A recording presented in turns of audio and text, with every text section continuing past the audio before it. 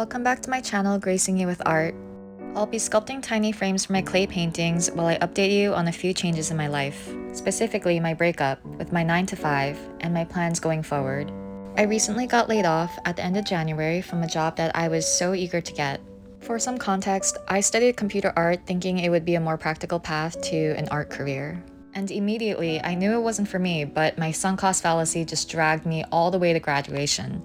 With my mediocre skills and the competitive market, I struggled to land a stable job for years in the animation industry. I moved back in with my parents, which I'm forever grateful for, but as Asian immigrants who sacrificed everything for me, they were very vocal about their disappointment, and I felt really worthless.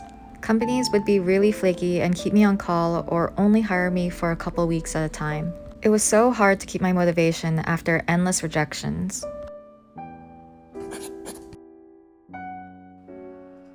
I remember when I got my first full-time job after years of doing random gigs. My mom and I cried jumping up and down in the kitchen, and it was the happiest I've felt since I was a kid. I was gonna be a watch designer, and it wasn't exactly what I was looking for, but it was in the realm of art, which was close enough. And looking back, this job gave me the foundation for pursuing what I'm truly passionate about, which is design. After some experience, I was able to land a job in a big corporation, and I really felt like I had made it. I got to work with a team of amazing designers, and our jewelry was sold in thousands of stores across America. I learned so much about the industry and jewelry design, which I applied to my current brand.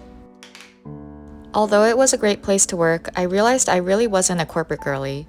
I'm very introverted and have always struggled with social interactions, so I found myself actively hiding from others in the office and hoping nobody would talk to me. It's definitely something I continue to work on today, but I could see this being a problem with promotions down the line. Related to that, other issues I found were the constant upkeep of company culture that consisted of endless pulse surveys, meetings about them, goal worksheets, peer sponsors, the list goes on. I wanted my job to be about the quality of the work, not about convincing other people how invested I am in the company. I don't want 50 worksheets to talk about how great it is to work there. We all just want a raise higher than inflation and good insurance. I also felt like there were way too many meetings for approvals about designs. We spent such a small fraction of the time actually designing and then spending weeks presenting these designs up the corporate ladder, only for everything to change at the last minute. The decisions about the designs and the designers themselves felt a bit disconnected.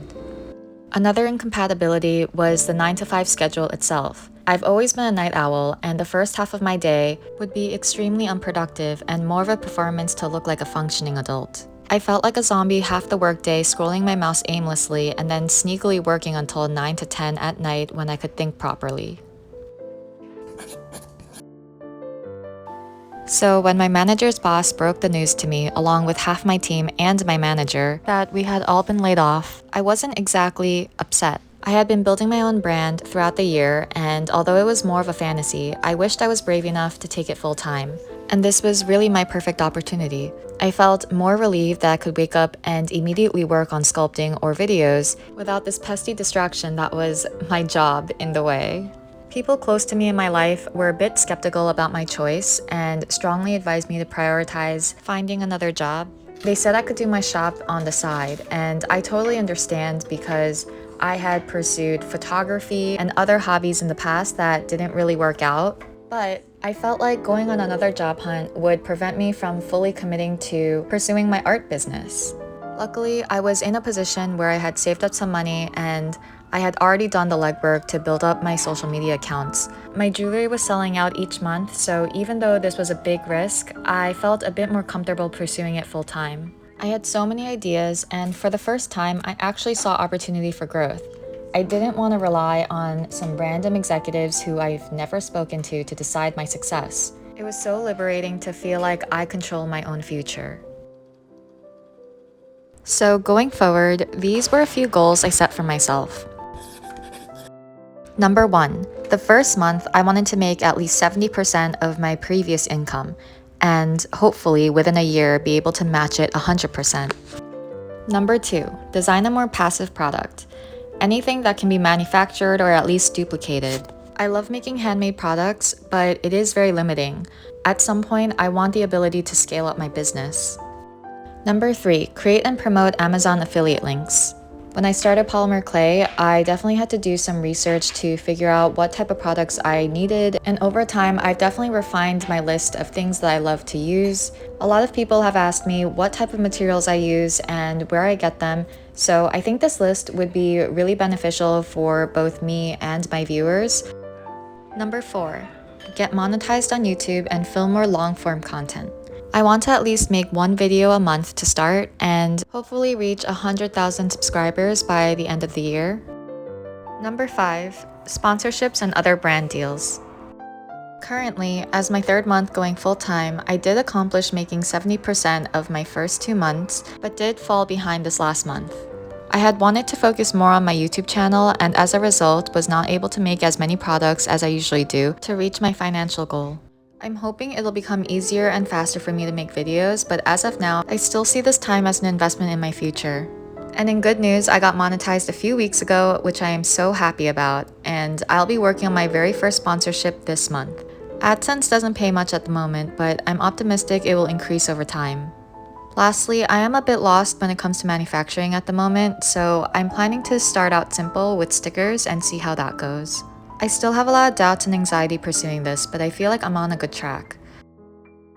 There was a study done by Dr. Edwin Locke and Gary Latham that showed individuals who set specific yet achievable goals tend to outperform those who had vague or overly ambitious goals. They concluded that breaking down larger goals into smaller, more manageable sub-goals promoted motivation, hope, and persistence. I just take it one day at a time because every micro-achievement brings me closer to my dreams. So, come along this journey with me, and someday I'll be writing this from my own art studio with employees instead of my 7x7 in the apartment I share with 3 roommates. The rest of this video is just going to be me finishing up these frames and coating them with a chrome marker to give it a metallic feel. These are all fully made with polymer clay, and they're just these miniature paintings that you can wear as jewelry. It is kind of fitting that I ended up working with clay because in my first pursuit as a computer artist, I was a 3D modeler. It's basically like sculpting digitally. So in some ways, it's kind of similar to what I used to do. Thanks for listening, and you can watch till the end to see what these pieces look like when they're worn. I'm biased, but I think they look super cool. It reminds me a bit of like royalty and the Renaissance, but let me know what you think.